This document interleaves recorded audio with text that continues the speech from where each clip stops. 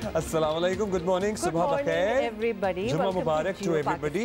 और हम वैसे मुल्क की माशी सूरत हाल, अपने मसाइल, गैस का ना आना, बिजली के मुमकिन पड़ना, ये सारी बातें भी कर सकते हैं जो हम करते ही रहते हैं। सच बताऊं, मतलब यू आर वेरी राइट, और एक्चुअली सारी बातें हो ही रही होती हैं, लेकिन हमने आपको कुछ और दिखाना है जो आपको इंस्पायर करे, वरना तो ऑब्वियसली सारी अपने रोले और दुखड़े रोएंगे तो फिर वो कितनी डिप्रेसिंग किस्म की मॉर्निंग होगी।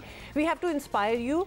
और एक जो हम यहाँ हमारी बड़ी प्ली होती है, कुछ काम हैं पाकिस्तान में जो अच्छे चल रहे हैं और उनको चलते रहना चाहिए, जैसे कि हमारे पोलियो वर्कर्स, मतलब माशी हालात हमारे जो भी हों, मुल्क जिस डायरेक्शन में जा रहा हो, whatever is happening politically भी अगर आप देखें, हमारे polio workers are so dedicated कि बारिश हो रही हो, सैलाब आ रहा हो, बर्फ़बारी हो रही हो, वो अपने काम पे लगे होते हैं क्योंकि उनके दे आर सो डिटरमिन्ड। अच्छा हुआ आपने मौसमी तगय्युर की बात की, ये तो अपनी जान हथेली पर रखकर, आपको पता है ना कितनी दफ़ा इनको टारगेट किया गया है, पोलियो वर्कर्स की जान गई है, शहीद हुए हैं, लेकिन उसके बाद भी ये जज्बा गैर मुतसलसल है। और ये आप ये मनाजर देखिए कि कई कई फुट बर्फ़ पड़ी हुई है। कला अब्दुल्ला और दीगर मकामात के बलोचिस्तान, खैबर पख्तूनख्वा, सैलाब हों, बर्फ़ पड़ी हुई हो, चटियल मैदान हो, रेगिस्तान हो, ये लोगों तक पहुंचते हैं। जस्ट इमेजिन अगर हम इसी तस्वीर को ही देख लें कि ये बर्फ़ कितनी डीप है और ये चलते चले जा रहे हैं, यहाँ ठंडी हवा चल पड़े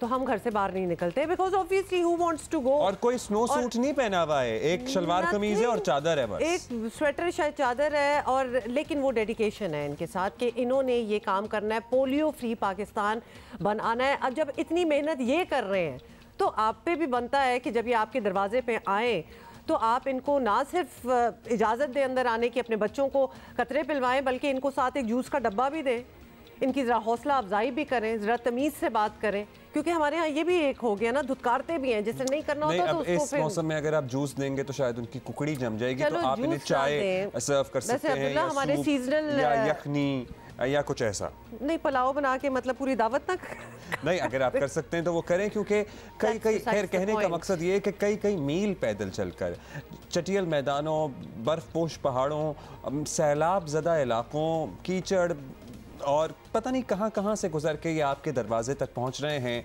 इनकी दस्तक को इग्नोर ना कीजिए, क्योंकि अगर आप इन्हें इग्नोर करेंगे तो खुदा न खास्ता कल को आपका बच्चा किसी ऐसी मूजी बीमारी में मुब्तला हो सकता है, जब आप उस लम्हे को सारी उम्र याद करेंगे कि जब ये लोग चल के आपके दरवाजे पे आए थे और आपने इन्हें अपने बच्चों को कतरे पिलाने की इजाज़त नहीं दी थी। तो इनको हम कहते हैं कि कौम के ट्रू हीरोज़ जो है ना, लिटरली वो ये हैं, क्योंकि वरना तो डिप्रेस होने के लिए, डिस्पोंडेंट होने के लिए बहुत सी और चीज़ें हो रही हैं, लेकिन इनको देखें, दे डू नॉट केयर के और मुल्क में क्या हो रहा है, हम लगे रहेंगे। डिप्रेस होने के लिए चीजें हैं, तो वैसे ही एक सोच है जिससे मुझे थोड़ा सा डिप्रेशन हो रहा था कि हम 2 दफा के आलमी चैंपियन हॉकी के पाकिस्तान में रहने वाले कितने लोगों को पता है कि हॉकी का वर्ल्ड कप हो रहा है, because we are not there, we have not qualified. और मतलब हमने इस खेल पर राज किया हुआ है और आज हमें ये भी नहीं मालूम कि हॉकी का जोरों शोर से वर्ल्ड कप हो रहा है। और कल तो बाय द वे एक वर्ल्ड रिकॉर्ड भी बना है जब नीदरलैंड ने चिली को 14 गोल से हराया है। हाईएस्ट स्कोरिंग मैच था ये। मतलब एक ही साइड कर रही थी गोल या दोनों मिलके कर रहे थे? एक ही साइड कर रही थी। 14-0 से मैच नीदरलैंड जीता है। सो वहाँ वो वर्ल्ड रिकॉर्ड 2010 के बाद आई गेस टूटा है। कोई डिप्रेशन की बात नहीं है, ऑल्दो ऑफ कोर्स जब हॉकी और पाकिस्तान दोनों को साथ कनेक्ट करते हैं तो अब कोई कनेक्शन बनता नहीं है। लेकिन मैं आपको एक अच्छी खबर देती हूँ, और वो ये है कि जी सऊदी अरब में 4 मुल्की विमेंस फुटबॉल टूर्नामेंट हो रहा है और उसमें हो गया, बाय द वे कल हो गया है, उसमें पाकिस्तान ने दूसरी पोजीशन हासिल की है। So that is a good thing. मतलब हम अपने यहाँ फुटबॉल टूर्नामेंट्स वगैरह छोटे लेवल पे करवाते रहते हैं, मतलब कभी उसकी बात हो जाती है, कभी नहीं होती, लेकिन सऊदी अरब नंबर 1, वैसे हु वुड हैव थॉट कि सऊदी अरब में विमेंस फुटबॉल टूर्नामेंट हो रहा है, लेकिन सऊदी हैज़ चेंज। कल आपने शायद वैसे ये बात बिल्कुल दुरुस्त आपने की है कि अब ये बातें भी अब हमें ज़रा अपने आप को यकीन दिलाना पड़ेगा, बावर कराना पड़ेगा कि ये चीज़ें अब नॉर्मल हैं। सऊदी अरब में ख़वातीन का फुटबॉल टूर्नामेंट हो रहा है जिसमें जीती भी सऊदी अरेबिया ही है। हमने दूसरी पोजीशन हासिल की है। और कल के मैच की अगर बात करें तो एक गोल था जिसे जो देख रहा है लिटरली अश कर रहा है किसी भी फॉर्मेट की, मर्दों ख़वातीन कहीं की भी आप बात कर लें। फ्री किक पर हमारी खिलाड़ी हैं मारिया जमील खान, इन्होंने ऐसा नाकाबिले यकीन गोल किया है कि जो फुटबॉल फॉलो करते हैं वो भी दाद दिए बिना ना रह सके। देख लेते हैं ना एक दफ़ा वैसे हमने दिखाया भी है, लेकिन let's watch it if we can once more, please remind कर दें। तो बड़ा जी हमारा नाम है और वही बात है ना कि एवेन्यूज़ खुलते चले जा रहे हैं और फिर पता चल रहा है कि टैलेंट कितना है हमारे पास, वरना तो जी ये यहाँ का खेल नहीं है, हमारी बच्चियाँ खेलती नहीं, मतलब इस किस्म की बहुत सी बातें होती थी, भाई तुम लोगों ने खेलने दिया ही नहीं तो वो क्या खेलेंगी। अब अल्हम्दुलिल्लाह थिंग्स हैव चेंज्ड। और कमिंग बैक टू सऊदी अरब की जब हम बातें करते हैं ना, वहाँ बेशक कॉन्सर्ट हो रहा हो या फिर ये मैचेस हो रहे हो, फिल्म फेस्टिवल्स हो रहे हैं जी दुनिया। कल जो वो रोनाल्डो ने जब से अल नसर क्लब ज्वाइन किया है, तो कल पहला उनका मैच था जी रियाद में। बहुत ज्यादा उसमें भी गोल हुए, लेकिन उसकी हम आगे चलकर तफसील से बात करेंगे। लेकिन खैर एनीवे और अब हम अपने रोने गाने शुरू करते हैं। आपने क्या मतलब हालात ही हमारे सामने कुछ ऐसे हैं। even want to start the weekend with? हाँ, और by the way Maria Jamil Khan जो है वो कल के मैच में best player of the match भी करार पाई हैं। ये आप देखिए, उनको अवार्ड भी दिया गया है and she was unbelievable as far as that particular goal is concerned. अच्छा, तो अब जब ये वापस पाकिस्तान आएंगी तो we'll definitely try to get her on our show, ढोल बजने चाहिए कोई। और आपको पता है ना, फिर जो भी whoever is making news and name for Pakistan, तो वो हमारे फोरम पे तो आ ही जाते हैं और बड़ा मजा आता है आपसे मुलाकात करवाने का। तो प्रॉमिस, वादा रहा कि हम कराएंगे। वैसे ही सवाल है, अभी बल्दियाती इंतखाबात कराची में हुए हैं, आपने उसके बाद हाल देख ही लिया है, धरने, एहतजाज, इलेक्शन कमीशन पर इल्ज़ामात, एक दूसरे की जमातों पर इल्ज़ामात, तुमने ये करा दिया, हमने ये करा दिया। मतलब आप सोचिए कि अब सर्टनली होने ही हैं पंजाब में और खैबर पख्तूनख्वा में बल्दियाती इंतखाबात।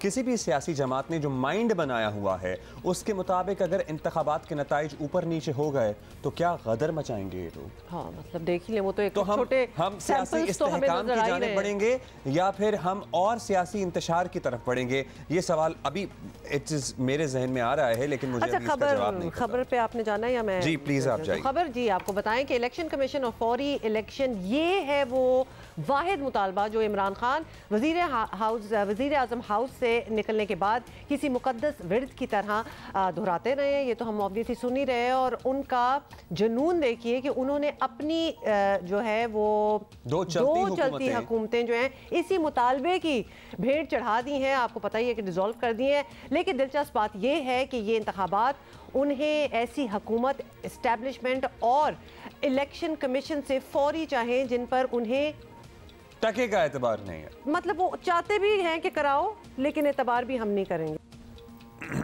अच्छा जी, सिर्फ यही नहीं, इमरान खान इलेक्शन को शायद गुड्डा गुड्डी का खेल समझते हैं।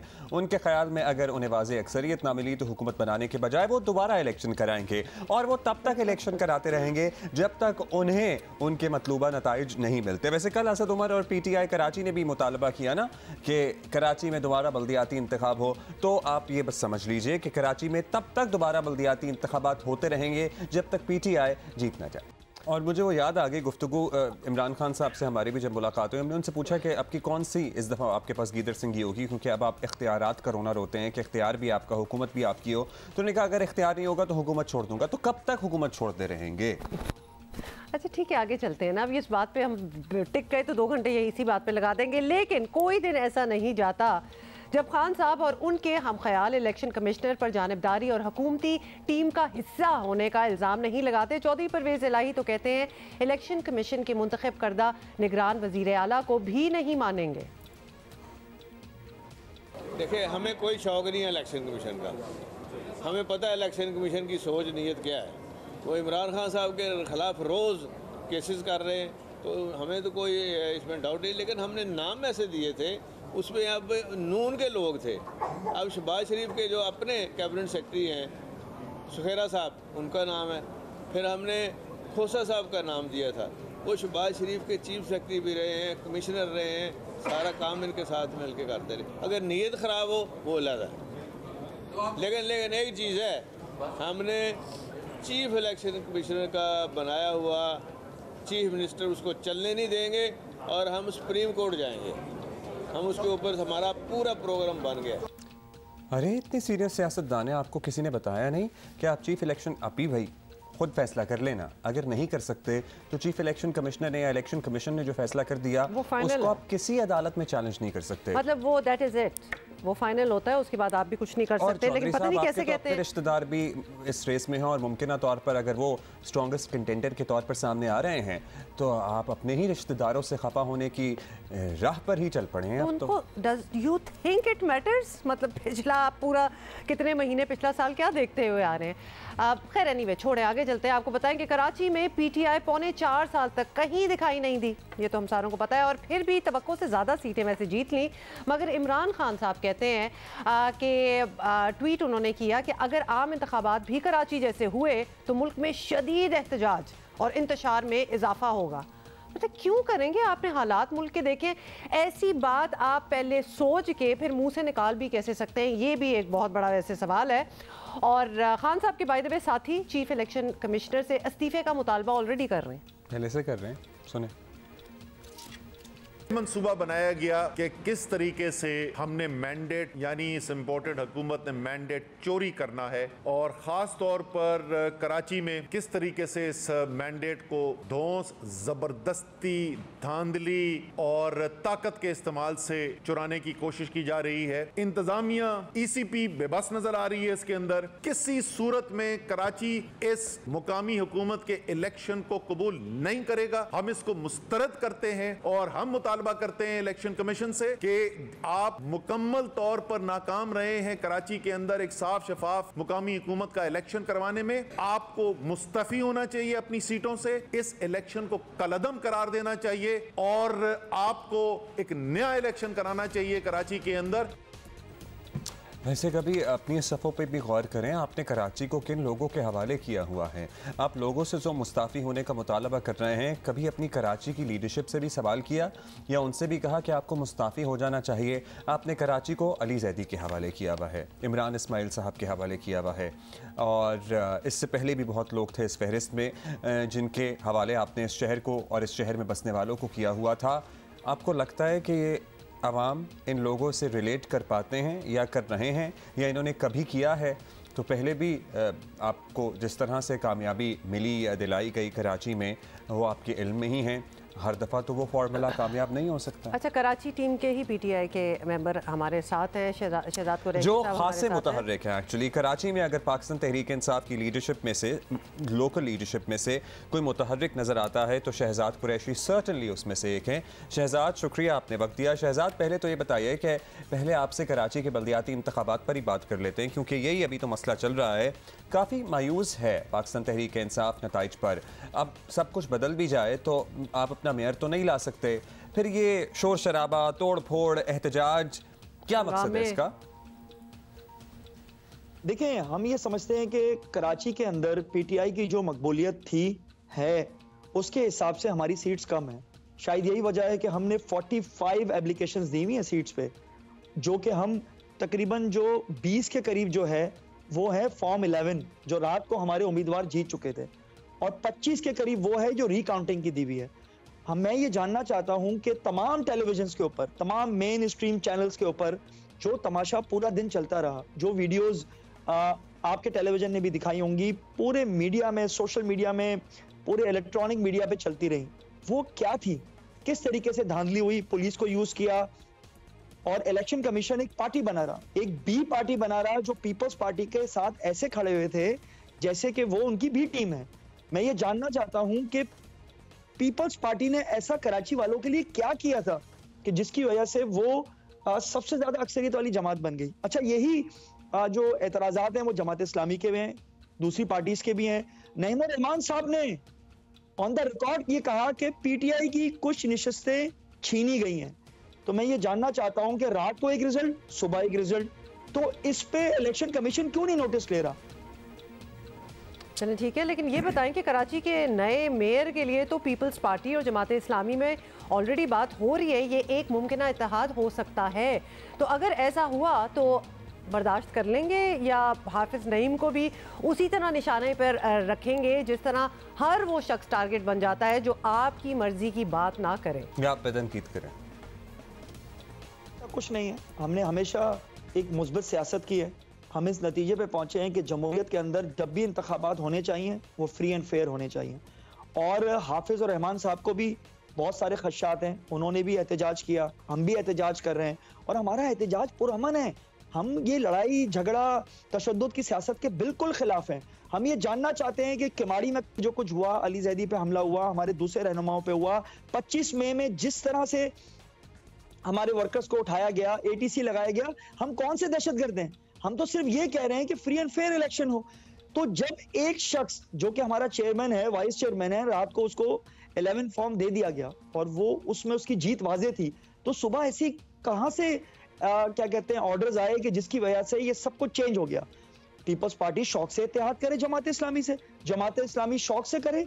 जमहूरियत में एक दूसरे से इत्तेहाद होना मैं नहीं समझता कि कोई बुराई है, लेकिन हमारा पहला सवाल यह है कि इस शहर के अंदर जो कुछ हुआ इंतखाबात के नाम के ऊपर, और पीपल्स पार्टी ने किया जिस तरीके से भी किया, पुलिस को साथ मिलाया, इलेक्शन कमीशन को साथ मिलाया, डीसीज ने जिस तरह से अपना रोल प्ले किया, वो एक सवालिया निशान है।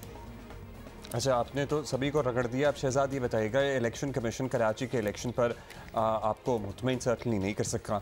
अब पता नहीं आपको कौन वैसे मुतमईन कर सकेगा, एज इन PTI, आपसे मुराद PTI। आप लोगों को जनरल इलेक्शन चाहिए, अब जो इसी इलेक्शन कमिश्नर और कमीशन के अंडर होना है, तो क्या ऐसा कर लेगा इस मरतबा, या क्या नताइज आएंगे कि आप लोग राजी हो जाएंगे? फिर तो सियासी इस्तेहकाम की तरफ हम नहीं जा सकेंगे कभी। या इलेक्शन कमीशन आपको ऐसा क्या करके दिखाए कि आपका इत्मीनान बढ़े? जरा देखिए, मेरे सवालात जो हैं वो इलेक्शन कमीशन से हैं।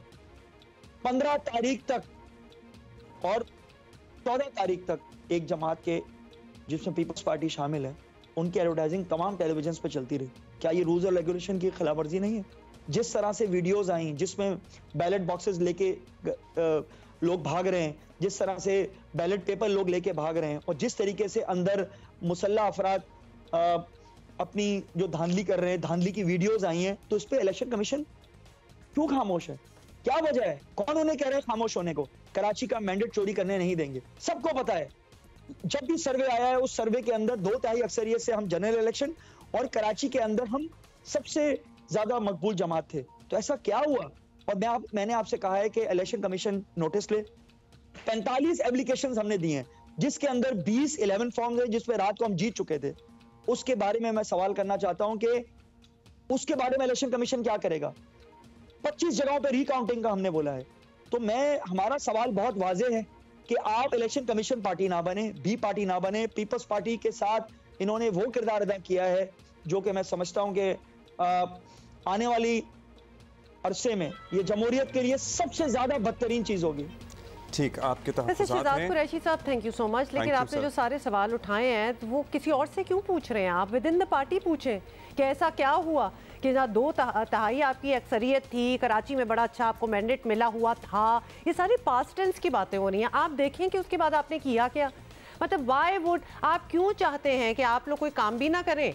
मतलब लिटरली खान साहब की तो कराची ने शक्ल नहीं देखी, तो और फिर भी आपको सारे वोट मिले। तो ये आपके सवाल में जवाब ऑलरेडी है कि कुछ ऐसा क्या किया नहीं, ऐसा कुछ नहीं किया आप लोगों ने। बल्दियाती इंतखाबात में आप क्या इख्तफा कर सकते हैं एक सियासी लीडर की पॉपुलैरिटी पे? शहजाद साहब को आई एम श्योर इसका जवाब मालूम होगा, लेकिन इलेक्शन कमीशन पर उनके तहफ़्फ़ुज़ात हैं और इलेक्शन कमीशन से तमाम ही जमातों को शिकायतें रही हैं इस बल्दियाती इंतखाबात को लेकर। सो इलेक्शन कमीशन को भी गौर करना चाहिए कि अपने सिस्टम्स, अपनी कारकर्दगी को कैसे मजीद शफाफ और बेहतर बनाया जा सकता है, क्योंकि हम मजीद पॉलिटिकल इंस्टेबिलिटी के मुतहम्मिल नहीं हो सकते। ऐसा करें ही क्यों कुछ जिस पे सवालात की गुंजाइश, वरना this is a vicious circle. फिर कुछ होगा, फिर इल्ज़ाम लगेगा, दोबारा हर चीज़ दोबारा से होगी। ये गोल गोल इसी तरह घूमते रहे और मुल्क के हालात तो आपके सामने। Thank you Shahzad for being with us. अभी हम इस पे मजीद बात करना चाहते हैं, तज्जिया लेंगे। जैसे कल शाहिद खान अब्बासी साहब थे और जियो पे ही शाहजेब साहब के शो में, और बहुत से सवालों का उन्होंने भी जवाब दिया। लेकिन आपको पता है ना, एक ग्रुप सा बनाया है, मिफ्ता इस्माइल, मुस्तफ़ा नवाज़ खोकर, शाहिद खान अब्बासी और कुछ दीगर हम ख्यालन के लोग हैं जो मुल्क भर में सेमिनार्स का अहतमाम भी करने वाले हैं और कुछ नया लाने की कोशिश कर रहे हैं नजरियाती बुनियादों पर। तो हम अब मुस्तफ़ा नवाज़ खोकर साहब को हमने भी दावत दी है, लेकिन आपको पहले बता देते हैं कि पहले बता तो देना कि वो बात किस चीज़ की सारे मिलके कर रहे हैं। जी, हाल ही में पीपल्स पार्टी से नजरियाती बुनियादों पर अलग होने वाले साबिक सेनेटर मुस्तफ़ा नवाज़ खोकर समाजी सतह पर काफ़ी सरगर्म नजर आ रहे हैं। और मुस्तफ़ा नवाज़ खोकर आजकल पाकिस्तान की नई सूरत गिरी यानी री इमेजिन इसको कहते हैं, सूरत गिरी, वाह, I will not go on. नहीं सही है, सही बता रही थी मैं। हाँ। तो री इमेजिन कर रहे हैं और करना भी चाहिए, बिकॉज बहुत सी चीज़ें बदलने की ज़रूरत है। वो समझते हैं मौजूदा निज़ाम हुकूमत और गवर्नेंस के मामलात में बहुत कुछ बदलने का वक्त आ गया है और जिसके सबको सियासी वाबस्तगी से बुलंद तर होकर सोचना पड़ेगा। एग्जैक्टली द सेम थिंग जो हम भी कह रहे होते हैं, भी पाकिस्तान के लिए सोचो, अपने लिए नहीं। तो अब वो इस मरहले में ज़रा सरगर्म। इस मकसद के लिए मुस्तफ़ा नवाज़ खोखर ने मुख्तलिफ हम ख्याल लोगों को एक साथ जमा करना शुरू कर दिया है, जिसमें मिफ्ता इस्माइल हैं और लश्करी रईसानी हैं, हुमायूं कुर्द हैं, ख्वाजा हुमायूं होती हैं और दीगर कुछ रहनुमा भी शामिल हैं। कुछ ब्यूरोक्रेट्स भी हैं इस जद्दोजहद में, उनके हम आवाज़, और इस सिलसिले में अपना सेमिनार कोयटा में पहला करने वाले मतलब बड़े लाइक माइंडेड लोगों को उन्होंने साथ रखा है। हमारे साथ ही हैं तो उन्हीं से पता कर लेते हैं। मुस्तफ़ा साहब, सबसे पहले तो आपने ऐलान किया है कि कुछ हम ख्याल दोस्तों के साथ आप री इमेजिन पाकिस्तान के नाम से कुछ करने जा रहे हैं। तो क्या करने जा रहे हैं ये बताइए, इसका मकसद क्या है और कौन कौन लोग बाय द वे हैं आपके साथ? जी शुक्रिया। री इमेजिन पाकिस्तान एक एफर्ट है, एक नॉन पार्टिजन एफर्ट है। इसका किसी सियासी वाबस्तगी से कोई ताल्लुक नहीं।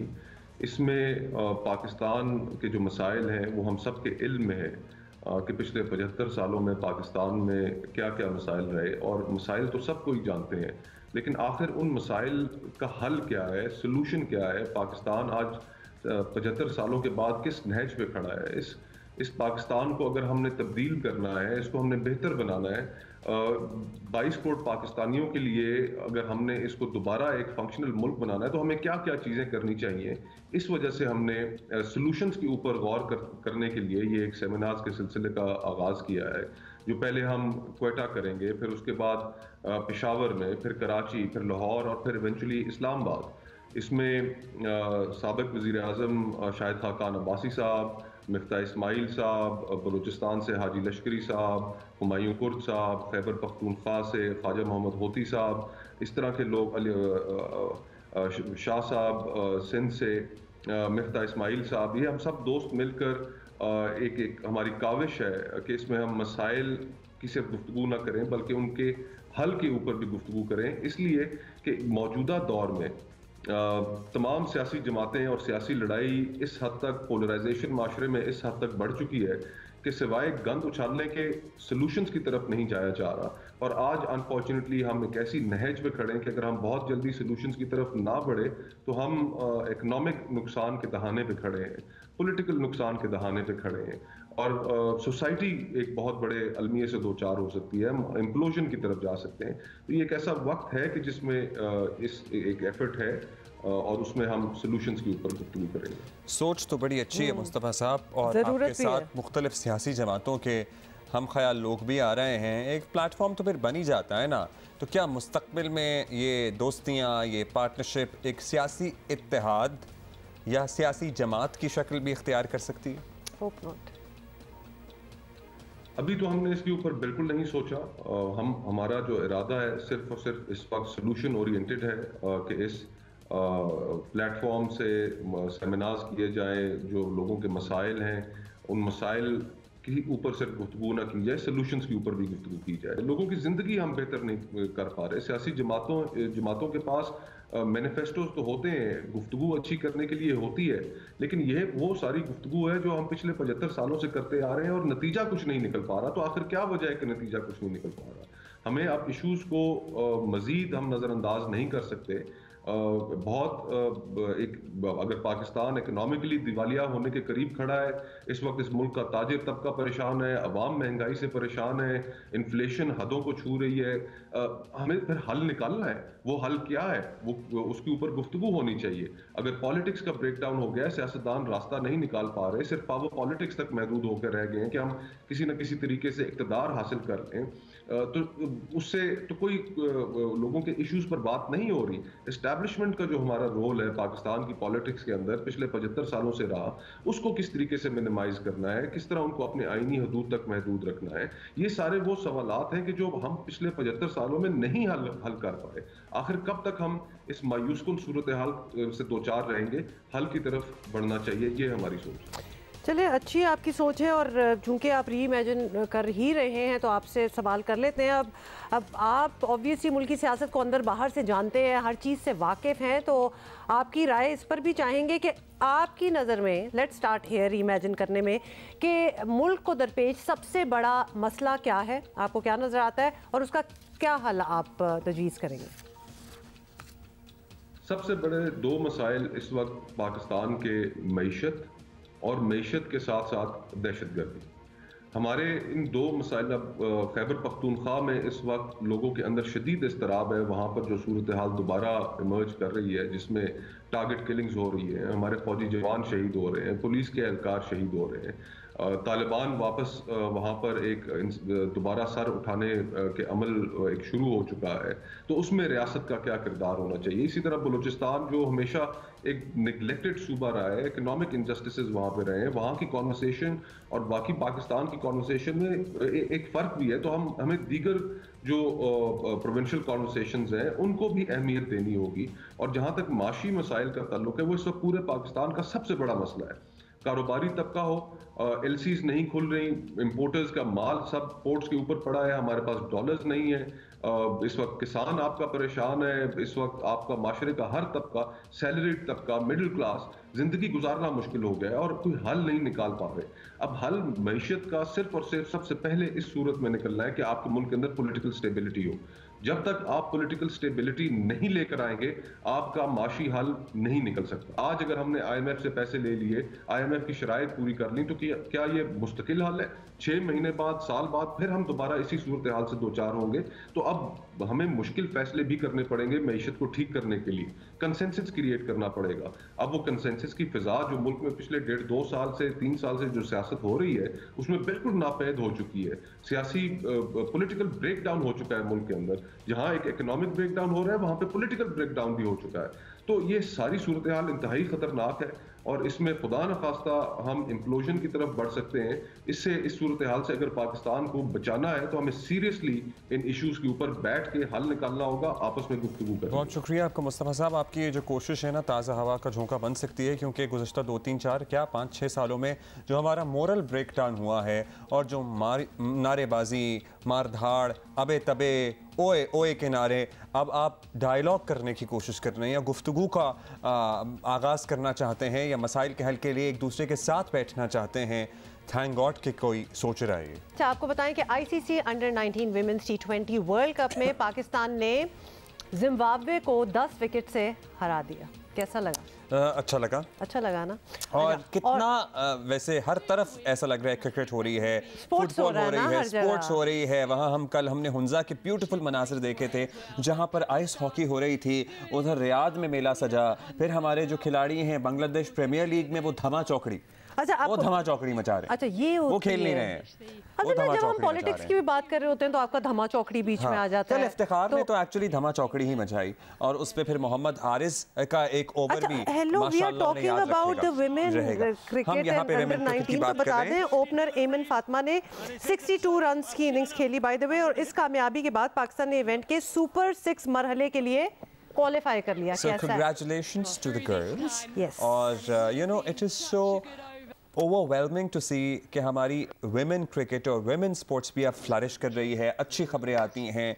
And obviously it was a long period of time जब इस पे मेहनत की गई, जब इस पे काम हुआ, जब इस पे तनकीद भी की गई, लेकिन अब ये बच्चियाँ, ये लड़कियाँ दुनिया भर में पाकिस्तान का नाम रोशन कर रही हैं।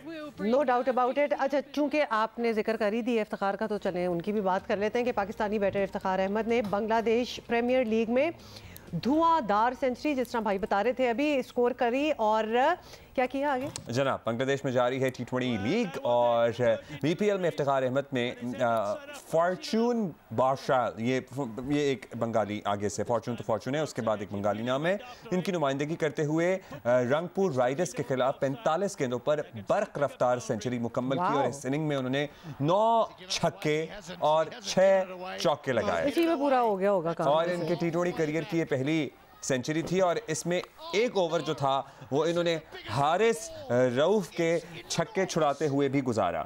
सो हारिस को गालिबन उन्होंने शुरू के ओवर तो अच्छे कराए, एक ओवर में उन्हें 4 छक्के पड़े थे हारिस को इफ्तिखार के हाथों। ज़बरदस्त। अच्छा चले, ये भी हो गया। अभी और हम स्पोर्ट्स की बात करेंगे। बड़ा मज़ा आ रहा है आज ना, मतलब पॉलिटिक्स निकाल दी जाए तो ज़िंदगी कितनी सुकून में आ जाती है। तो दुनिया फुटबॉल के सुपरस्टार जमा हुए कहाँ? रियाद में। और जहाँ खेला गया फ्रेंच क्लब PSG और रोनाल्डो की रियाद ऑल स्टार 11 के दरमियान नुमाइशी मैच। और जी कौन कौन नहीं था वहाँ? सारे थे। और मेसी की PSG ने रोनाल्डो की रियाद ऑल स्टार 11 को 4 के मुकाबले में 5 गोल से शिकस्त दी। 9 गोल जो है हर 5-10 मिनट बाद गोल हो रहा था।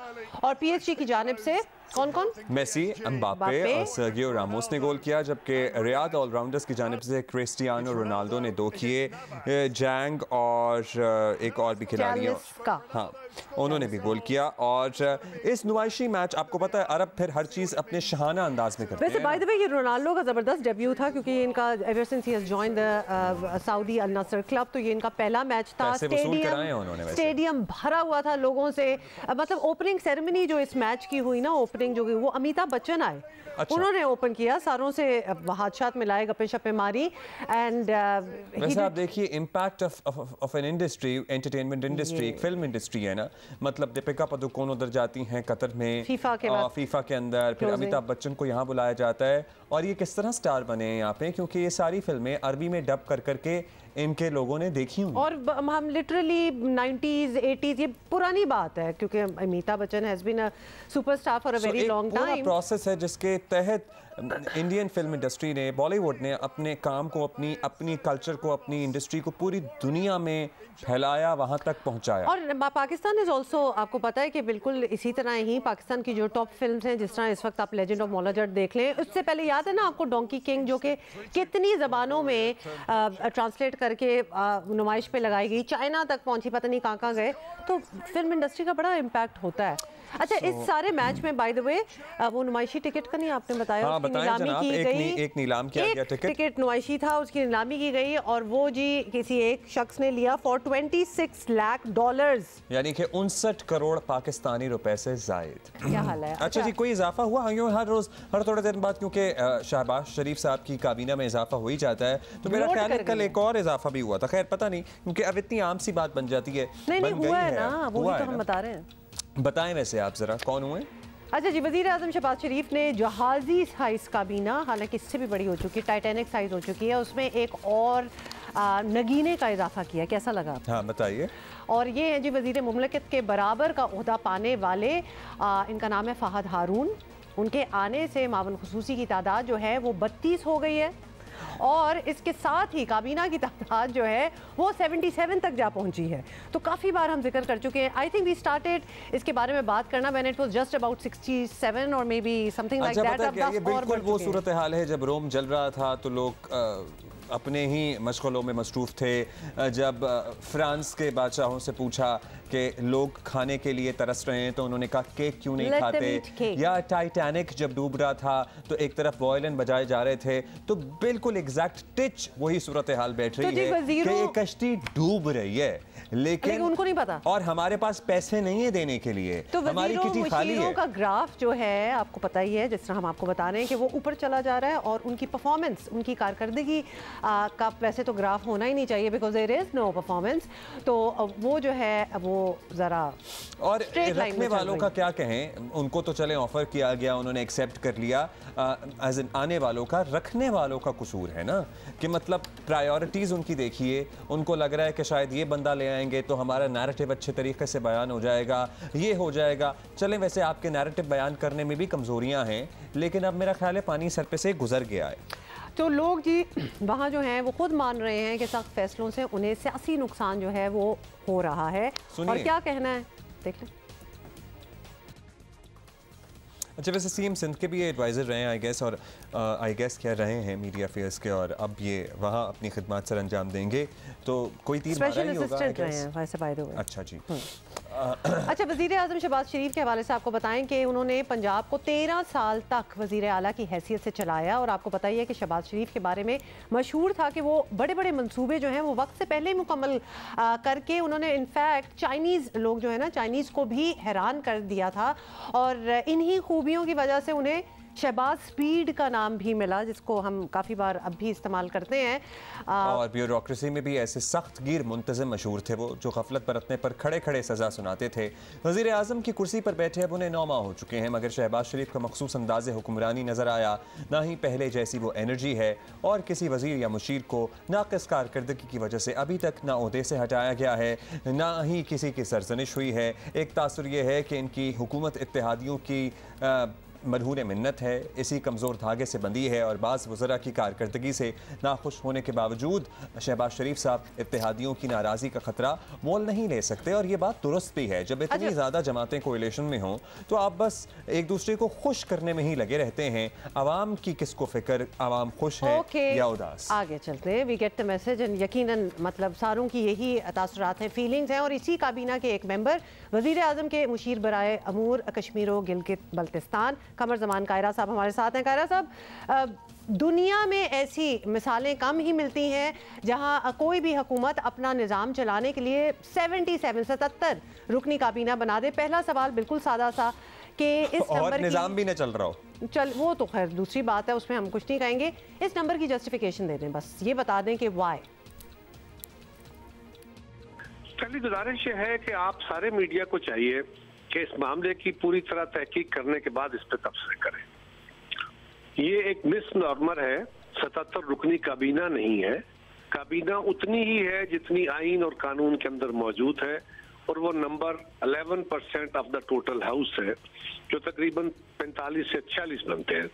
4 एडवाइजर्स हैं, 5 आइन के अंदर मौजूद है। स्पेशल असिस्टेंट कोई सैलरी ड्रा नहीं करता। स्पेशल असिस्टेंट कोई सैलरी ड्रा नहीं करता। गाड़ियां किसी के लिए नई नहीं खरीदी गई, वही जो ऑलरेडी पूल में है, और दफातर कोई नए नहीं बनाए गए, वही कमरे, कोई नया उनके लिए स्टाफ नहीं रखा गया। सो ये जो तस्वर दिया गया है एक बहुत बड़ा हुकूमत के खिलाफ कि जी 76-77 रुकनी काबीना आ गई है, ये बिल्कुल गलत है।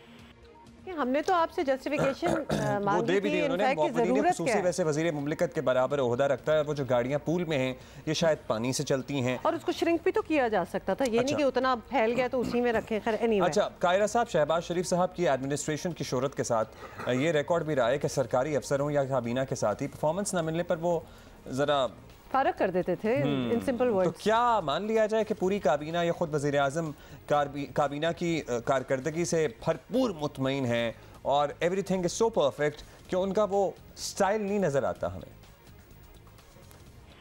इस सवाल को करते हुए भी आपको सोचना चाहिए कि क्या वजीर आज़म की ये सारी काबीना अपनी मर्जी से है या एक इत्तेहादी हुकूमत है। मुश्किल हालात में उनकी काबीना के अंदर परफॉर्मेंस को गेज किया जाता रहता है और वो अपने वज़रा के साथ बात करते रहते हैं, लेकिन ये जो फारग कर देने का तस्वर है, जिस तरह आपने फरमाया है, ये फारग कर देने का तस्वर अपनी जमात के अंदर भी नहीं होता, लेकिन कैबिनेट रीशफलिंग करके कैबिनेट के अंदर तब्दीलियां होना एक मामूल का अमल है। शहबाज शरीफ साहब यकीनन डिलीवरर हैं, करते रहे हैं, लेकिन अब एक इत्तेहादी सूरत हाल है। इसके अंदर एक जमात की सूरत हाल नहीं होती कि आप अपने फैसले खुद करते हैं, आप इत्तेहाद के साथ चलते हैं, और उनको बाय एंड लार्ज अपनी काबीना के ऊपर मुकम्मल सेटिस्फेक्शन तो ना होगी, क्योंकि वो हो नहीं सकती किसी की भी। जो तवक्को मीडिया के जरिए पैदा की जाती है कि हर बंदा 100% काम कर रहा होगा, वो तो कभी मीडिया का कोई एंकर नहीं कर सकता, मीडिया का कोई हाउस नहीं कर सकता, मीडिया का कोई लिखने वाला नहीं कर सकता। इसी तरह वज़रा के अंदर भी होता है, लेकिन बाय एंड लार्ज उनकी सेटिस्फेक्शन है। चलिए आगे चलते हैं। कायरा साहब ये बताइएगा, हुकूमत की परफॉर्मेंस पर हुकूमत का इत्मीनान अपनी जगह, लेकिन इससे भी इनकार मुमकिन नहीं कि ख़ास तौर पर माशी फ्रंट पर हुकूमत ये समझती है कि जो मुश्किल फ़ैसले करना पड़े या करना पड़ेंगे उसके बाद आवाम ज़्यादा खुश नहीं होगी। ऐसे वक्त में इलेक्शन में जाना ख़तरनाक होगा। क्या डार साहब की परफॉर्मेंस का सियासी नफ़ा नुकसान पीपल्स पार्टी शेयर करने को तैयार है? फॉर इंस्टेंस देखिए, अगर तो वजीर खजाना का इसको इस तरह देखना चाहिए कि गवर्नमेंट के पास मुख्तलिफ ऑप्शंस हों और गवर्नमेंट मुख्तलिफ ऑप्शंस में से वो ऑप्शन जो उनके लिए सियासी तौर पे सूट करते हो वो इस्तेमाल करे तो ये बेहतर है। डार साहब की कारकर्दगी के ऊपर अगर किसी को इतराज है तो उसका मुतबादल क्या है? क्या इस वक्त इन मुश्किल फैसलों के बगैर पाकिस्तान को आगे बढ़ाया जा सकता है? हमारे ख्याल में ऐसा मुमकिन नहीं है। इसीलिए हमने ये मुश्किल फैसले किए भी हैं और कर भी रहे हैं। और मुश्किल फैसलों से मुराद कोई पहाड़ चढ़ना नहीं होता, यही मुश्किल फैसले हैं जिनके जरिए आपको अपना सियासी कैपिटल रिस्क पर डालना पड़ता है या नुकसान करना पड़ता है। बट कौम को, मुल्क को आगे बढ़ाने के लिए ऐसे फैसले किए जाते हैं। ये काम हम कर रहे हैं और हमें करना चाहिए। और पीपल्स पार्टी इस वक्त हुकूमत के फैसलों के साथ है, इससे अलग नहीं खड़ी। सवाल यह है कि क्या डार साहब के अलावा या वो पॉलिसियां जो इस वक्त अडॉप्ट की जा रही हैं, उसके अलावा भी कोई पॉलिसी किसी तरफ से कभी सजेस्ट हुई है कि ये ना करें और उसके मुतबादल में ये कर ले? तो फिर तो हो सकता है कि डार साहब की पॉलिसी को गेज करते हुए सियासी जमातें या इत्तेहाद के अंदर मौजूद जमातें अपना कोई अलग नुक्ता नजर रखें। लेकिन अगर ऐसा नहीं है और एक ही पॉलिसी अडॉप्ट करनी पड़ रही है, तो फिर ये मजबूरी है और इससे नुकसान हो रहा है। हमारा सियासी नुकसान सारी जमातों का हो रहा है, लेकिन क्या अपना सियासी नुकसान बचाते हुए मुल्क का नुकसान करना है? क्या मुल्क को स्टेक पर डालना है? क्या हमने इकोनॉमिकली डिफॉल्ट करना है? ये वो सारे सवाल हैं जिनको सोच के पॉलिसियां बनाई जाती हैं। और सियासत के अंदर सिर्फ गेन नहीं किया जाता, बाज़ औक़ात अपने मुल्क को आगे बढ़ाने के लिए, आगे ले जाने के लिए आप लूज भी कर लेते हैं। ऐसा कुछ नहीं है। आप लोग मिलकर, इसीलिए आप लोग मिलकर बरसरे इक़्तिदार आए भी थे और आई एम ग्लैड कि आपको इदराक किया। शुक्रिया आपका कायरा साहब, क्योंकि इस वक्त तो लिटरली रियासत बचाने वाली सूरत हाल है। लेकिन ऐसी कोई बात नहीं है कि दुनिया के renowned, world renowned economist suggestions नहीं दे रहे, बड़ी अच्छी अच्छी सजेशंस भी दे रहे हैं। अगर आप चाहें, अगर काम नहीं चल रहा अपने आइडियाज़ के साथ, तो बुलाएं, उनको बिठाएं और देखें कि क्या हो सकता है मजीद।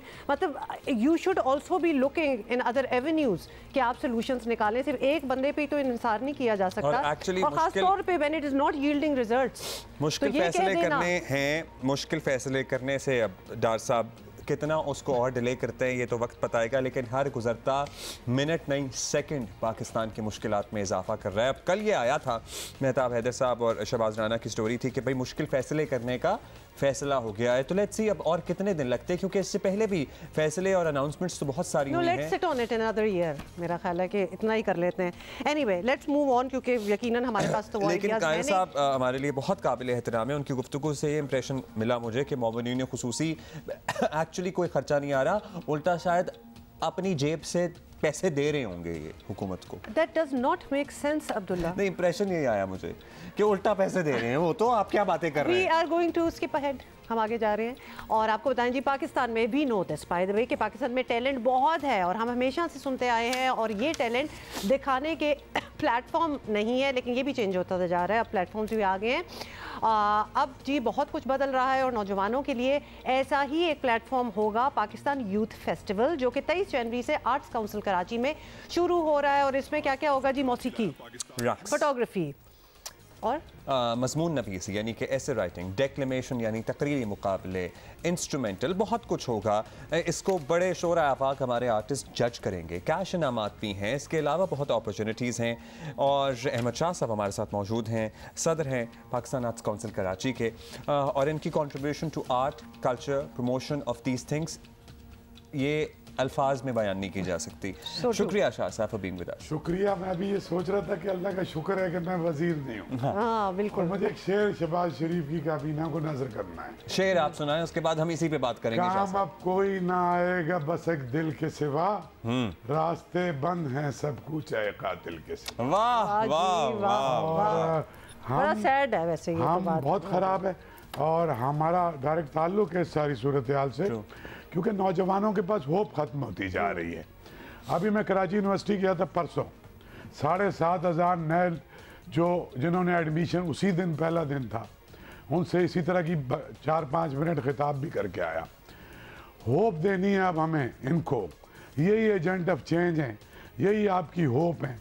यही कोई जो आप कह रहे थे कि भाई आउट ऑफ बॉक्स कुछ सोचो इकॉनमी के बारे में, यही आउट ऑफ बॉक्स सोचते हैं, यही मुनाफिक नहीं है, यही हिपोक्रेट नहीं है, यही बदलेंगे, यही इस मुल्क को आगे लेके जाएंगे। अब इनके लिए यूथ तो मैं इनकी नस्ल से मायूस होकर सारा फोकस नौजवानों की तरफ कर रहा हूँ। बहुत अच्छा, अच्छा, प्रोग्राम है शाह कर रहे हैं। साहब। 23 को इसकी ओपनिंग है, रजिस्ट्रेशन ऑलरेडी शुरू हो गई है। रजिस्ट्रेशन आज रजिस्ट्रेशन का आखिरी दिन है। कहाँ करा सकते हैं? रात 12 बजे तक ऑनलाइन करा सकते हैं। आर्ट्स काउंसिल का वो डला हुआ है वेबसाइट पे, फेसबुक पेज पे, और फिजिकली भी करा सकते हैं। तमाम कॉलेजेस यूनिवर्सिटीज़ में फॉर्म है। लेकिन अगर पेंटिंग और फोटोग्राफी या ऐसे लोग तो वो बेशक कल तक ले आएँ, लेकिन आज ये डेडलाइन है। दूसरी बात ये कि 10 कैटेगरीज हैं। म्यूजिक में 3 कैटेगरीज हैं। बताइए। एक तो इंस्ट्रूमेंटल, कोई इंस्ट्रूमेंटलिस्ट को कोई नहीं पूछता, तो वो फाइनेस्ट लोग होते हैं। सोलो इंस्ट्रूमेंटलिस्ट 2-2 लाख रुपए के इनाम है। उसके लिए एक बैटल ऑफ द बैंड, सैकड़ों बैंड इस शहर में हैं, मुख्तलिफ यूनिवर्सिटीज़ में, कॉलेजेस में, उनको भी अपॉर्चुनिटी दी है। बैटल ऑफ द बैंड है। उसके अलावा ये जो सोलो सिंगिंग, ये 3 तो हैं इसमें। डिक्लेमेशन या तकरीरी मुकाबले उर्दू और अंग्रेजी 2 ज़बानों में, दोनों में अलग अलग 2-2 लाख रुपए के नाम। ऐसे राइटिंग अंग्रेजी और उर्दू दोनों ज़बानों में। क्विज, क्योंकि क्विज में बहुत वीक टॉपिक्स भी देंगे ऐसे राइटिंग में, या फिर जी मज़ामीन भी देंगे, टॉपिक सब्जेक्ट्स देंगे, सब कुछ देंगे। लेकिन शाह साहब जज कौन कर रहा है फिर इनको? जज जो है ना टॉप लोग कर रहे हैं। ज्यादातर जवान है। म्यूजिक में शायर अली बग्गा भी जज है, शुजा भी जज है, और इसी लेवल के जज है। इसी तरह से जो राइटिंग है, डॉक्टर गाजी सलाउद्दीन, डॉक्टर जाफर अहमद, मतलब इस लेवल के लोग जज कर रहे हैं। मतलब क्योंकि उर्दू में भी डॉक्टर फातिमा हसन, नासरा जुबैरी, यानी मतलब टॉप लोग जज है इसमें। राइट, क्योंकि और फोटोग्राफर भी लाइक हमारा चीफ जज टप्पू जवेरी है। इस तरह के लोग फोटोग्राफी में भी, और पेंटिंग में शाहिद रसाम और जीशान इंटरनेशनल नॉन पेंटर है, और फर्रुख, ये 3 लोगों की ज्यूरी है। तो ज्यूरी से हमने अपने आप को डिस्कनेक्ट किया हुआ है। अच्छा, विनिंग थिएटर भी है। तो विनिंग जो भी विन कर रहा होगा, कैश मनी ही है या फिर कोई और अपॉर्चुनिटी? चेक के जरिए कैश मनी दे रहे हैं 10 कैटेगरीज में 2-2 लाख रुपए। उसके अलावा चूंकि ये बहुत टफ कंपटीशन होता है कि कैटेगरी में 2-2, 3-3 हजार, 4-4 हजार बच्चे होते हैं, लड़के लड़कियां। और ये चूंकि 4 साल बाद हो रहा है, कोविड की वजह से हुआ नहीं। मेरा ईयरली इवेंट था ये। आपको याद है वो गाना मैं कराची, ये जो भी चल रहा था, ये 5 साल पहले हमने खुद बनाया था। फ्यूजन ने वो उसको किया था, शफकत ने भी गाया था। तो ये अब इतने अरसे के बाद हो रहा है, तो इसका हंगर है। तो ये 23 तारीख को ओपनिंग करेंगे हम, हजारों बच्चे होंगे, ऑडिशन 23 से शुरू हो जाएंगे, और संडे को हम अवार्ड सेरेमनी करेंगे। इसमें आसिम अजहर ओपनिंग पे परफॉर्म कर रहा है, फिर औज है, कश्मीर है, इस तरह के सारे बैंड हैं, सब हैं, सारे बग्गा, बुट्टी और बहुत सारे हैं। अच्छा शाह साहब, एक होता है कैश प्राइस मिलना, एक होता है अपॉर्चुनिटी मिलना आगे। बता रहे थे, तो अपॉर्चुनिटी सबसे बड़ी ये है कि इस वक्त पाकिस्तान का बेस्ट टैलेंट मेरी एकेडमी में पढ़ रहा है, एमसीए से बेहतर।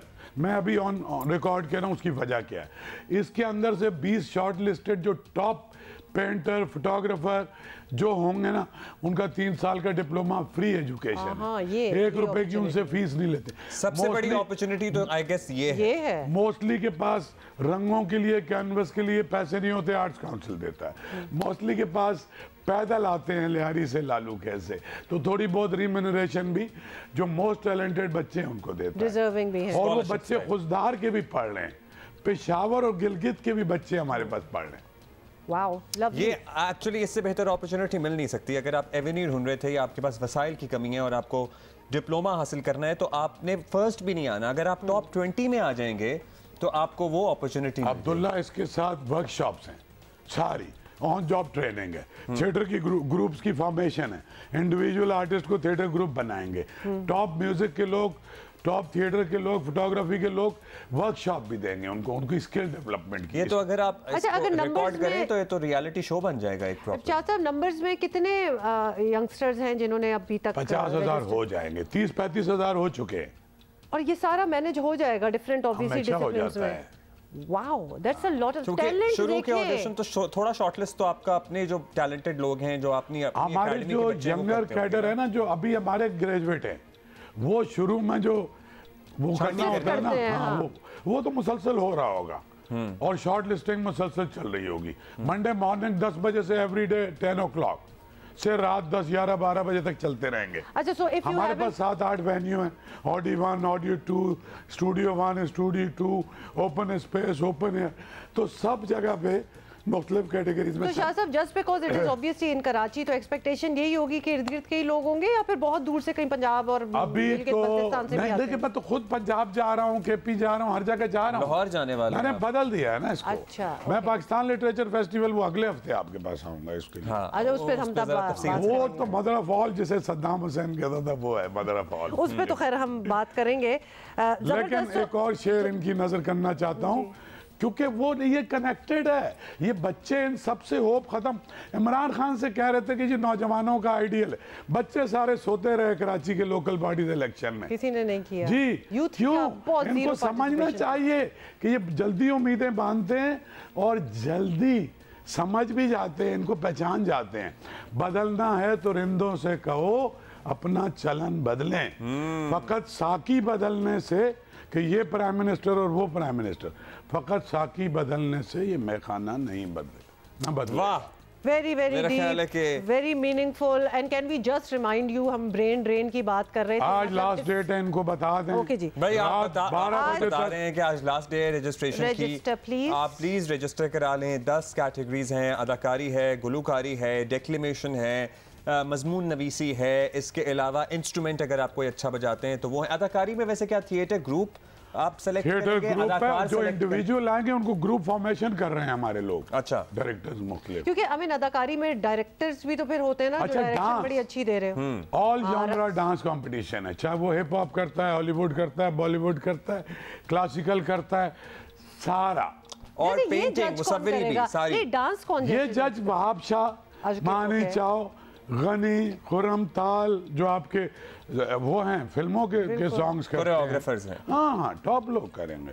हमारे पास, मैं बात नहीं करना चाहता तो इन्हें अदालत लग जाएगी, हमारे पास इंसाफ का ज्यादा आला निज़ाम है। ठीक है, बिल्कुल यकीनन शाह साहब knows what he is saying.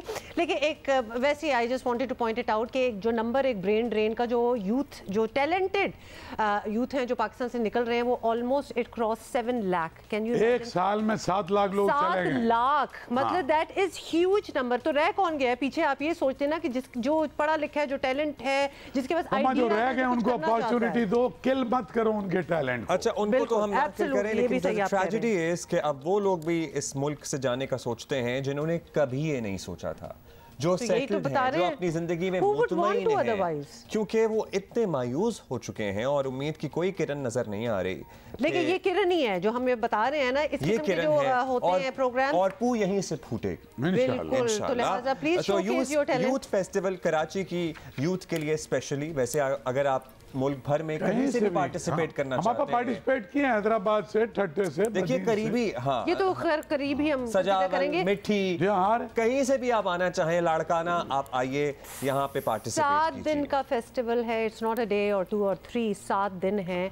और ये सारे कॉन्सर्ट फ्री हैं इनके लिए, और बाय द वे सिर्फ इनके लिए जो रजिस्टर्ड लोग होंगे वो अटेंड कर सकेंगे। सो वहाँ पे आप खुद एंजॉय कीजिए। इन आर्टिस्टों को देखने का बहुत सारे बच्चों को मौका नहीं मिलता जिंदगी में। सो एक अपने लिए तो अपॉर्चुनिटी है ही, लेकिन अगर आप आगे ना जा सकें तो आपको एटलीस्ट एक जबरदस्त एंटरटेनिंग कॉन्सर्ट तो सुनने को नहीं। अब्दुल्ला, आगे तो ये जाएंगे, हाँ। जो इस प्रोसेस का पार्ट बन जाएंगे, हाँ। ये प्रोसेस खुद एक इतना बड़ा एक कि कुछ ना कुछ तो सीख के ही निकलेंगे। और नेटवर्किंग भी तो एक चीज होती है, और सबसे ज्यादा इंक्लूसिविटी और प्लूरलिज्म सीख जाएंगे। जब हजारों बच्चों का पार्ट होंगे ना, वो बेशुमार चीजें उसी तरह आप सीख रहे होते हैं। और ये जीतना और हारना, इसकी इंपॉर्टेंस 100 में से 1 नंबर भी नहीं। इस प्रोसेस का पार्ट बनना इज मोर इम्पोर्टेंट, क्योंकि वो तजर्बा आपके लिए इतना कुछ सिखा देता है और वो इतना काफी होता है कि आप फिर जीत जाएं या हार जाएं। ये और जैसे कि मुकाबला जीतना इतना ज़रूरी नहीं है जितना मुकाबला करना ज़रूरी है। तो लिहाजा you have to be a part of that. और उसके बाद अगेन वो एक सिस्टम यहाँ पे वो शर्त नहीं है हुमा कि अगर जब तक हमारी 2/3 अक्सरियत नहीं होगी हम दोबारा मुकाबला कराते फिर हम रह नहीं सकते ना। हम हर चीज में अपने पॉलिटिक्स हमने ठोसना होता है। यार एक रिक्वेस्ट है मेरी, इनसे बोलें ठीक हो जाए यार। अच्छा, हम हमारा इतना अच्छा मुल्क है भाई, ना करें। ये सबसे क्यूट है आपकी रिक्वेस्ट है, ये हम भी कहते रहते हैं कि प्लीज यार ठीक हो जाओ, बस कर दो अब यार। या ठीक ना हो तो सारे चले जाओ यार, बस कर दो, कोई और सिस्टम बनाते। मतलब लिटरली वो 7 लाख वापस आ जाए अगर आप यहाँ से निकल जाएं, तो ये भी अब हमने सोचना शुरू कर दिया। बट शाह साहब, thank you so much for doing what you are doing and for being here. वक्तन फवक्तन बात भी करते रहते हैं, लेकिन इस वक्त नजम सेठी साहब गैर मुल्की हेड कोच के लिए सरकर्दा है। मतलब हेड कोच इस तरह ढूंढा जा रहा है जिस तरह गुमा हो, और हम ढूंढ रहे हैं कि किधर गुम गया है, कोई नहीं मिल रहा। क्यों नहीं मिल रहा? मिल भी नहीं रहा ना कोई। मतलब देखिए हमारी कितनी अच्छी रेपुटेशन है दुनिया में कि हमारे पास आने के लिए कोई तैयार ही नहीं हो रहा। वो कह रहा है कल की आपकी हुकूमत बदलनी है, कोई नया आ जाएगा, वो अपना सिस्टम ले आएगा, हमारी कराएगा छुट्टी। हमारी भाइयों लगी लगाई नौकरी है, क्यों खत्म कर रहे हो? लेकिन एक मैं डाइग्रेस करूंगी, it's not about the reputation, there are so many clauses and conditions involved. हमारा कंडीशंस ज्यादातर यही हैं क्योंकि हमारी पॉलिटिकल स्टेबिलिटी या इंस्टेबिलिटी डायरेक्ट क्रिकेट बोर्ड के मामले से हमेशा से जुड़ी रही है। आई वुड स्टिल से कि रेपुटेशन का कोई लेना देना नहीं। दुनिया में अब इतनी लीग्स हो रही हैं क्रिकेट के हवाले से कि हर कोई ऑक्यूपाइड है ना इधर उधर, जिनको शायद हम चाहते हो। And I would still say हमारी क्रिकेटिंग रेपुटेशन की बात नहीं कर रहा मैं, हमारी बोर्ड के मामला जिस तरह चलाए जाते हैं या पॉलिटिकल इंस्टेबिलिटी की रेपुटेशन जो है वो डायरेक्ट असरअंदाज हो रही है इन मामलात पर। आगे चलते हैं ना। नजम सेठी की सरबराही जो है वो कमेटी इख्तियारात संभालने ही मौजूदा हेड कोच सकलैन मुश्ताक को तौसी ना देने का फैसला किया था, और नजम सेठी की पहली choice Mickey Arthur of course वो थे, लेकिन मसरूफियत की वजह से अब देखो उनकी वो मसरूफ से वाकई उन्होंने माजरत कर ली थी और उन्होंने कहा था I would be here and there as well, तो उन्होंने कहा नहीं आप तो हेयर ही होंगे, तो उन्होंने कहा नहीं मैं तो हेयर नहीं हो सकता कंप्लीटली क्योंकि मैं देयर हूँ। हाँ। अच्छा खैर एनीवे, तो अब ज़्यादा वक्त नहीं रहा because we have to make this decision very soon, और वर्ल्ड कप के साल में तैयारियाँ शुरू करनी है जिसके लिए माहिर कोच की रहनुमाई ऑब्वियसली इट्स पैरामाउंट बहुत ज़रूरत है उसकी। और टॉप कोचेज़ में शुमार होने वाले टॉम मोटी और कौन कौन, और इन्होंने भी पीसीबी के लिए अदम दिलचस्पी जाहिर कर दी है। एंडी फ्लावर एक अच्छा ऑप्शन हो सकता था, लेकिन वो मुख्तलिफ लीग्स की कोचिंग में मसरूफ़ है, दस्तयाबी उनकी मुमकिन नहीं है। खैर जैसे जैसे वक्त गुजर रहा है कहा जा रहा है कि पीसीबी के पास। अच्छा खैर वर्ल्ड कप तो अभी वैसे भी दूर है, लेकिन पीएसएल के बाद आपको पता है न्यूजीलैंड ने आना है, तो मतलब वी रियली नीड टू। और बाय द वे पीएसएल के आज स्केड्यूल का ऐलान भी किया जाएगा, और मोस्ट लाइकली ओपनिंग सेरेमनी इस मरतबा आपको पता है कहाँ होने वाली है? मोस्ट लाइकली मैंने खबर तो सुनी है मुल्तान में इस दफ़ा पीएसएल के मेले की ओपनिंग सेरेमनी सजेगी, और बहुत सारे मैचेस जो हैं वो रावलपिंडी में एटलीस्ट इनिशियल राउंड के होंगे।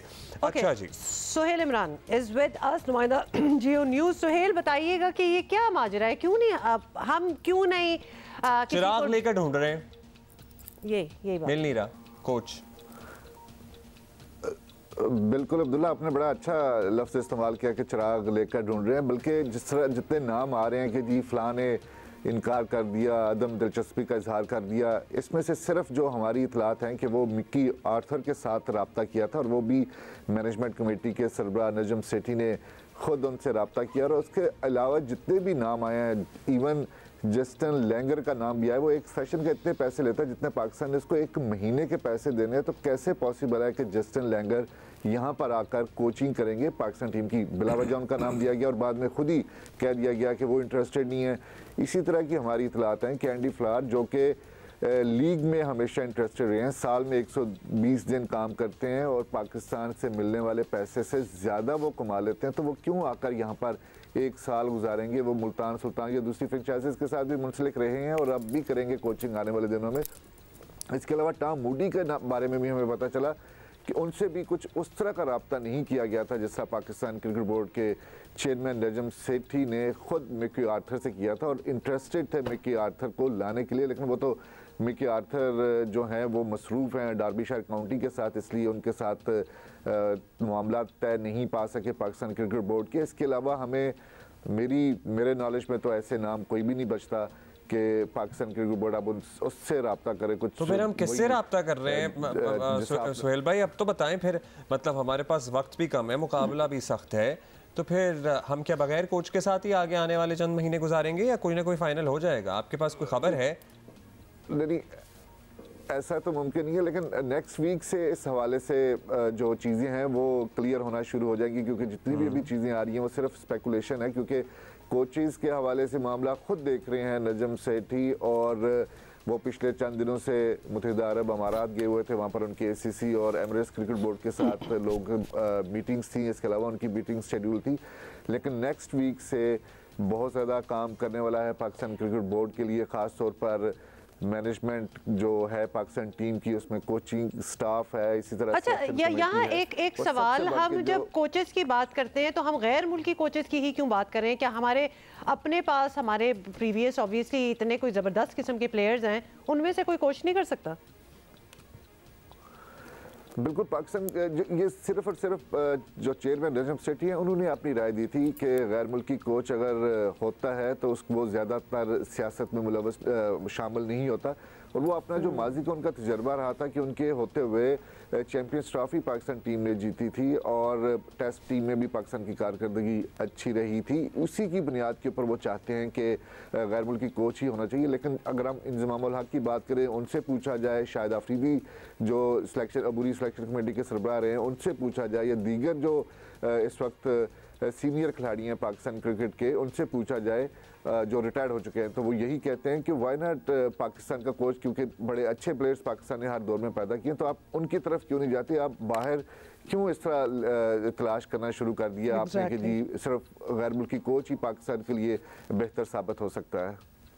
अच्छा, अब ये बताइएगा कि PSL के बारे में क्या इत्तलात हैं? स्केड्यूल का ऐलान आज हो जाएगा, ये बात सही है कि मुल्तान में हो रही है ओपनिंग सेरेमनी?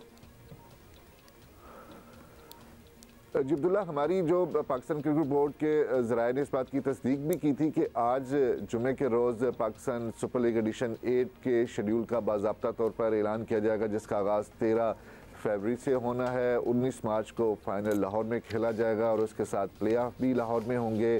पिंडी में तकरीबन 11 मैचेस होंगे, जिसमें 2 डबल हेडर भी शामिल हैं। जहां तक ओपनिंग सेरेमनी की आपने बात की, तो अब तक यही तस्दीक की गई है कि इस मरतबा मुल्तान में ओपनिंग मैच होगी और पहली मरतबा ऐसा होगा कि मुल्तान में यहाँ पर ओपनिंग सेरेमनी होगी। 4 वेन्यूज़ एक मरतबा फिर शामिल किए गए हैं PSL के इस एडिशन में। आपको याद होगा कि प्री कोविड भी 4 वेन्यूज़ थे और उसके बाद कोविड की वजह से उसको महदूद करना पड़ा था, लेकिन एक मरतबा फिर 4 वेन्यूज़ पर पाकिस्तान सुपर लीग होने जा रही है। और चंद ही घंटों में लग ऐसी राय के जो बहुत ज़्यादा वेट कर रहे हैं, आप भी कर रहे हैं, मैं भी कर रहा हूँ और फैंस भी कर रहे हैं, कि PSL के शेड्यूल सामने आ जाएगा। अच्छा, सिलेक्शन कमेटी का बता दें, क्या वहाँ मामलात कौन देखेगा, कौन संभालेगा? शाहिद अफरीदी तो अवेलेबल नहीं है। जी, शाहिद अफरीदी, उन्होंने दिलचस्पी का इजहार पाकिस्तान क्रिकेट बोर्ड ने किया था। उन्होंने शाहिद अफरीदी ने एक इंटरव्यू में भी इस बात की तस्दीक की है कि वो पाकिस्तान क्रिकेट बोर्ड चाहता था कि सिलेक्शन कमेटी के वो अभी कंटिन्यू करें वर्ल्ड कप 2023 तक, लेकिन शाहिद अफरीदी नहीं है। जिसका मैंने आपको बताया कि अगले 2 से 3 रोज़ में, बल्कि आज हफ्ते का अख्ताम होने जा रहा है, जब पीर से नया हफ्ता शुरू होगा, उस दौरान ये तीनों चीज़ें जो हैं वो सामने आ जाएंगी। ख़ास तौर पर सिलेक्शन कमेटी इसलिए भी ज़रूरी है कि क्योंकि अब PSL शुरू होने जाना है और उसमें खिलाड़ियों की कारकर्दगी को मॉनिटर करने के लिए सिलेक्शन कमेटी का होना बहुत ज़रूरी है, क्योंकि उसके बाद हमारी वाइट बॉल की सीरीज़ जो है वो खेली जानी है, जिसमें 10 मैचेस शामिल हैं। न्यूजीलैंड के खिलाफ 5 वनडे और 5 T20, 15 right after the PSL। Yes, तो उससे पहले Sohail Imran, thank you for being with अस। आपको हम जहमत देते रहेंगे, आपसे खबरें लेते रहेंगे। अच्छा, ओके, चलें एक एग्जाम्पल आपके सामने रखते हैं। कानून की पासदारी हर शहरी पर लाजिम है और होना भी ऑब्वियसली यही चाहिए, और इसकी मिसाल हमें यानी मिलेगी मगरबी ममालिक में नज़र आती है।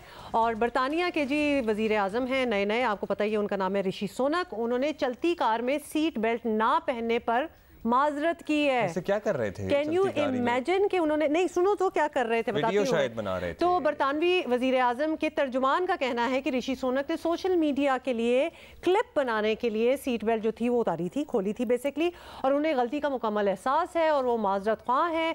और लैंकशायर पुलिस जो है उन्होंने भी वजीर आजम के सीट बेल्ट ना पहनने का जायजा लेना शुरू कर दिया। मतलब इन्वेस्टिगेशन हो रही है। 28,000 पाकिस्तानी रुपए तक आपको पता है कि जुर्माना हो सकता है, वो तो ठीक है, हो जाएगा, लेकिन आपको पता है कि इनकी ये चीजें कितना मानी रखती हैं।